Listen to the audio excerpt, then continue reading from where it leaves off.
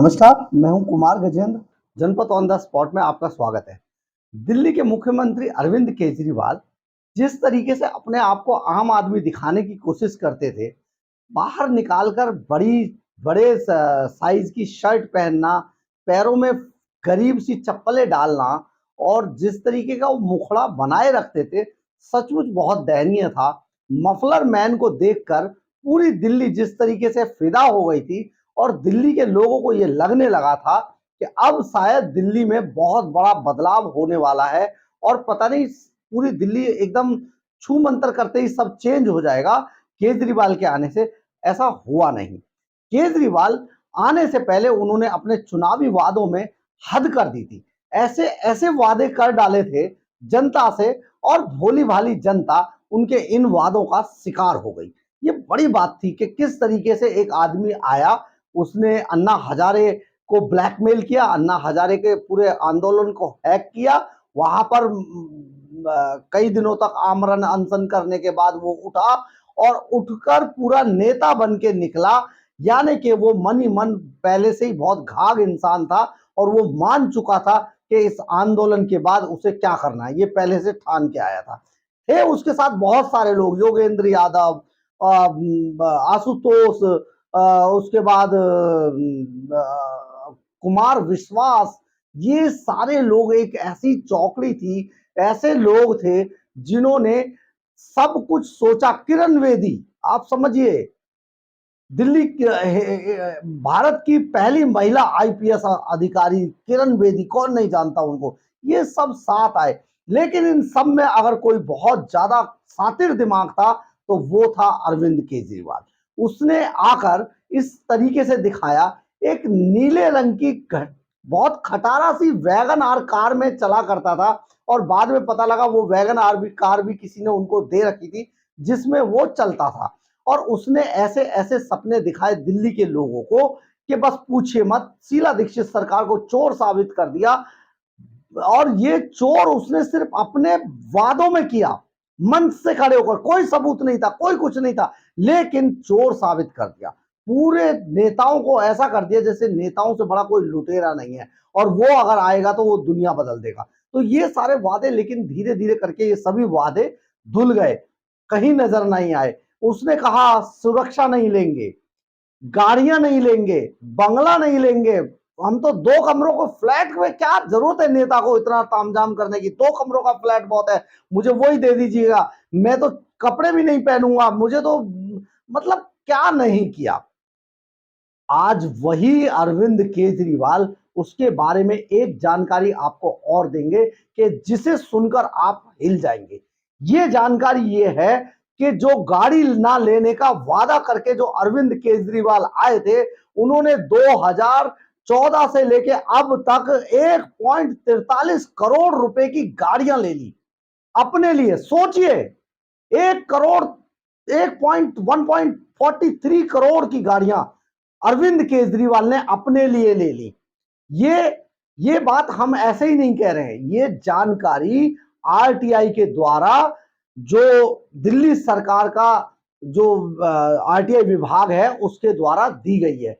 हालांकि क्योंकि ये पार्टी आरटीआई से निकली थी तो ये आरटीआई के उतने अच्छे जवाब नहीं देते हैं, तो आरटीआई में ये जवाब नहीं दिया गया कि कौन सी गाड़ी कब ली गई, कब कब कौन सी गाड़ी खरीदी गई, उसकी कीमत क्या थी, उसका कलर क्या था, ये सारी चीजें तो छिपा ली गई। लेकिन जो जानकारी दी गई है वो सचमुच चौंकाने वाली है। ये आरटीआई एक्टिविस्ट वीके पांडे ने दिल्ली सरकार के अंदर लगाई थी और उन्होंने पूछा था कि 2014 से अब तक किस किस मंत्री के लिए, खुद अरविंद केजरीवाल समेत किस किस मंत्री के लिए कौन कौन सी गाड़ी खरीदी गई, कब कब खरीदी गई और उसकी एक्चुअल में कीमत क्या थी। तो ये सारी चीजें उन्होंने छिपा ली दिल्ली सरकार ने। इसका पूरा जो विस्तृत जो जवाब था वो नहीं दिया, लेकिन जो दिया सचमुच वो भी बहुत चौंकाने वाला है। आपको वही उसी से संतुष्ट होना पड़ेगा, क्योंकि अगर विस्तृत जवाब मिलता तो शायद सच्चे अगर आंकड़े सामने आते तो आपकी आंखें खुली की खुली रह जाती। लेकिन जो दिए वो भी सचमुच बहुत चौंकाने वाले हैं, और खास तौर पे उस आदमी के लिए जो अपने आप को आम आदमी घोषित करने के लिए आया था। आप ये समझिए कि हम इसलिए ऐसी बात करते हैं क्योंकि हिंदुस्तान के इतिहास में या यूं कहें कि दुनिया के इतिहास में ये अरविंद केजरीवाल पहले ऐसे नेता थे जिन्होंने ये कहा कि हम गाड़ी नहीं लेंगे, हम बंगला नहीं लेंगे, हम सिक्योरिटी नहीं लेंगे, हम कुछ नहीं लेंगे। और उन्होंने इतना कुछ लिया, अपने रहने के लिए शीश महल खड़ा कर दिया, जो सबको जानकारी है, सबके पब्लिक डोमेन में है। और आज गाड़ियों के बारे में आपको बताते हैं कि 1.43 करोड़ रुपए उन्होंने अरविंद केजरीवाल ने अपनी गाड़ियों पर खर्च किए, यानी कि बहुत ही महंगे शौक, महंगी गाड़ियों में आजकल वो चलते हैं बतौर मुख्यमंत्री दिल्ली सरकार। इसके अलावा जो डिप्टी सीएम मनीष सिसोदिया हैं, उन्होंने 44,29,515 रुपए उनकी लग्जरी सवारी के ऊपर यानी कि गाड़ी के ऊपर खर्च किए गए। इसके बाद नंबर आता है सत्येंद्र जैन का। इनके एक और मंत्री सत्येंद्र जैन 44,79,052 रुपए खर्च किए गए लग्जरी गाड़ी यानी कि आम आदमी की सवारी के ऊपर। गोपाल राय 40,35,871 रुपए खर्च किए गए आम आदमी की लग्जरी गाड़ी के ऊपर, लग्जरी सवारी के ऊपर।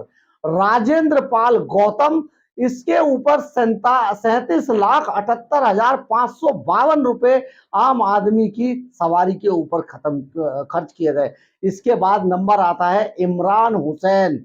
इनकी गाड़ी पर 37,60,920 रुपए खर्च किए गए। आप समझिए कितना कुल खर्चा 3,85,96,917 रुपए इन्होंने एक आम आदमी ने अपनी खास सवारी के ऊपर खर्च किए। यानी कि इतनी महंगी कारें इन्होंने अपने चलने के लिए खरीदी कि एक अमीर से अमीर आदमी को भी शर्मिंदा होना पड़े। ये जिन गाड़ियों में चलते हैं आम आदमी कहलाते हैं, गाड़ियों में लग्जरियों में चलते हैं। इनके बड़े बड़े बंगले इन्होंने ले लिए, बड़ी बड़ी सुरक्षा ले ली, खूब सारा स्टाफ है। इसके अलावा अपने जो वॉलंटियर्स थे उनको भी स्टाफ के रूप में रखा, यानी कि स्टाफ का खर्चा भी 10 गुना बढ़ चुका है, क्योंकि अपने वॉलंटियर्स को ये तरह तरह के से पैसे का जो प्रॉफिट है, फायदा है, वो कराते हैं। जैसे कि आपने देखा होगा कि इन्होंने फेलोशिप पे रख लिए, कोई रिसर्चर रख लिया, क्या क्या निकाला इन्होंने आइडिया।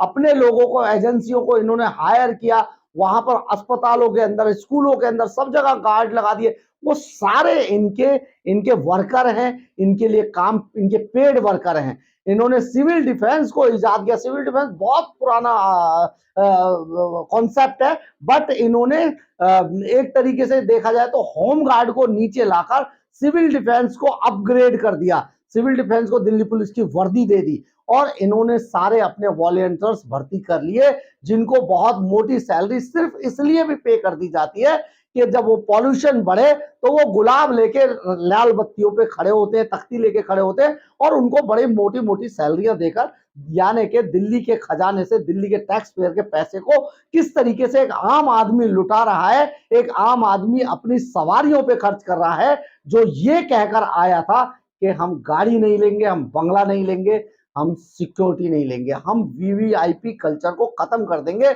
और वही आदमी आज दिल्ली के अंदर सबसे ज्यादा वीवीआई कल्चर को अडॉप्ट कर रहा है, सबसे ज्यादा वीवीआई कल्चर पे पैसा खर्च कर रहा है। वो पैसा दिल्ली के टैक्स पेयर का है। कोई नेता, किसी नेता पर कोई सवाल नहीं है, पहले भी नहीं था, आज भी नहीं है। लेकिन इन पर सवाल इसलिए है कि ये जनता से ऐसे झूठे वादे करके आए थे।